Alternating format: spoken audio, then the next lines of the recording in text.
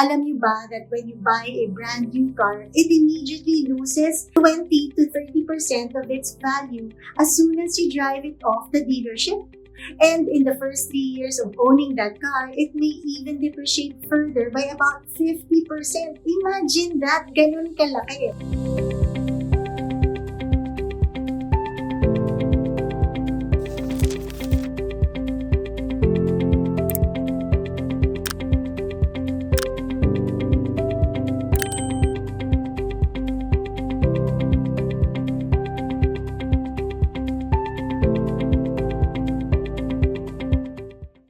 Hi, this is Jung Fernando and I'm from Rampver Financials. Kamusta po mga ka-RFF? I hope everyone's keeping safe and well. For today, we will be talking about another very interesting topic, and that is about buying second-hand cars. Ano ba talagang mas magandang bilhin ngayon? Brand new car ba or second-hand car? Di ko makakalimutan yung pinakamagandang payo na sinabi sa akin ng daddy ko nung bata pa ako. Sabi niya, Jung, pag bagong tuto ka palang magmaneho, dapat ang kunin mo muna ay second-hand car para hindi ka nang hihinayang every time na babangga-bangga ka. Saka ka na bumili ng brand new pag medyo magaling ka na mag-drive. O di ba? Ang practical, kaya never ko na rin nakalimutan yung sinabi niyang yon. As you know, prices of brand new cars in the Philippines have gone up, especially following the higher taxes imposed by the train or tax reform law. And of course, with the global pandemic affecting everyone's financial capabilities. That is why second-hand car dealers are expecting more Filipinos to turn to the used car market in at least for the next 3 to 4 years. Used cars are obviously the cheaper alternative, but is it really wise to buy a second-hand car than a brand new one? Or is it the other way around? Sa araw po na ito, pag-uusapan muna natin ang mga magagandang dahilan kung kailan mas makabubuting bumili tayo ng second-hand car kaysa brand new car. And so, when you're ready, let us begin. What are the 5 important reasons why choosing a second-hand car would be better? Of course, on top of our list would be if you can't afford your desired model just yet. If you have a specific vehicle year, make, and model in mind, but its brand new version doesn't fit your budget, go for the next best thing, and that is a pre-owned unit sold at a much lower price. Buying a second-hand car typically saves you around 10 to 70% of a vehicle's original price. Well, depends on different factors such as age, mileage, condition. Remember, let us not buy more than what we can afford. There's really nothing wrong with buying a car, even if you need to finance it. Pero, tandaan po natin na di tayo dapat bumibili ng kotse na may halaga na higit pa sa 10% of your gross monthly income. Yes, you heard it right. It should not cost more than 10% of your gross monthly income. This limit ensures that you can have a stable cash flow.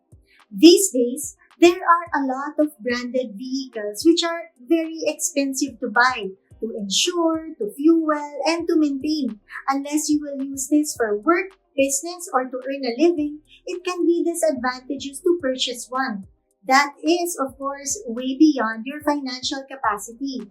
Cars by itself are expensive and considered big purchases, and if you're buying more of a car than you need, you might be burning money that could have been saved, used to pay off your other debts, or even consider buying something that is more valuable.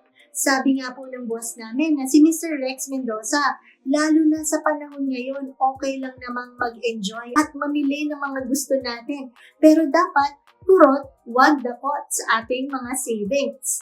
Which leads us to the next good reason, that is if you prefer to pay in lump sum cash. Kayo po ba ang tipo ng tao na ayaw nang namumblema sa pagmumonitor ng mga bayarin? Yung bang kailangan nyo pang palaging isipin kung may nakakalimutan ba kayong isyuhan na cheque for the month? Versus yung tipong kailangan nyo pang isipin palagi kung may nakalimutan ba kayong pondohan na PDC sa bangko? Or could also be, do you hate to pay the interest plus monthly installments on a car loan? Kung may sapat naman po kayong pera and if you can pay the full amount of a second-hand car in cash, then go for it. You may even get to save more that way as long as the unit is in good condition. Another good reason why buying a second-hand car would be better is if you want to buy a phase-out model. Buying a brand new car isn't an option if you want to drive home a particular classic or a discontinued model. Yung bang na-phase-out na modelo. Halimbawa, you can find a car as old as a 1968 Volkswagen Beetle in the used car market for only 100,000 pesos or even less.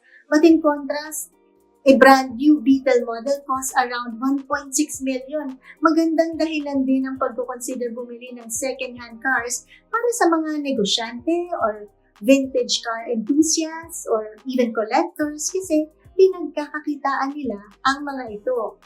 And in line with this, para sa mga business owners rin po tulad ng nasa linya ng food, deliveries, logistics, manufacturing, pickup services, better for you din po to consider buying or using lower model cars for the vehicles that you will use for your businesses.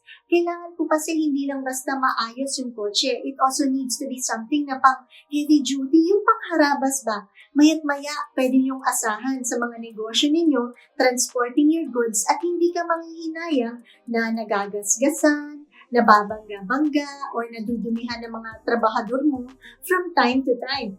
Which leads us to the fourth good reason, and that is if you want lower insurance costs. Second-hand cars are cheaper to insure. This is because car insurance companies consider a vehicle's age and fair market value when computing for insurance premiums. But please be mindful also that there are some insurance companies and providers who don't accept applications for vehicles older than 10 years old na. So mahalagang pag-isipan rin po natin ang mga bagay na ito. Lagi po nating tatandaan na habang mas nagmamahal ang halaga ng ating kotse, mas nagmamahal din po ang cost mo sa pagpapaayos nito pag may nangyayaring aksidente.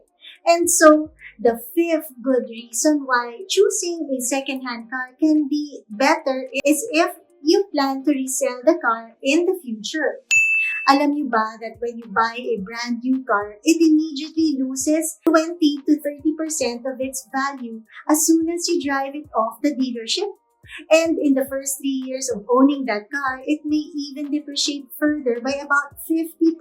Imagine that, ganun kalaki. This is because used cars depreciate less than brand new cars. Yung previous owner po kasi of the car was the one who took the largest depreciation hit. And that's the greatest benefit of a second-hand car purchase. Habang ikaw naman po, the new owner of the used car, can enjoy a low cost to resale ratio. Ano bang ibig sabihin nun? This only means for as long as you keep it well maintained, you can sell the second-hand car later for almost the same amount as you paid for it.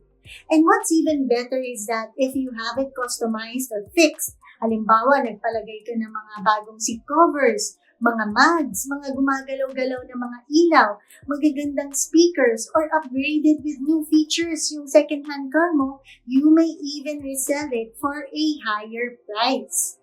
And so, marami pa po tayong ibang mga kadahilanan kung bakit may mga sitwasyon na mas maganda nating i-consider bumili ng second-hand cars. At the end of the day, we always have to remember that big purchases like buying a car must be based not only on your budget, but more importantly, on your objectives rin po.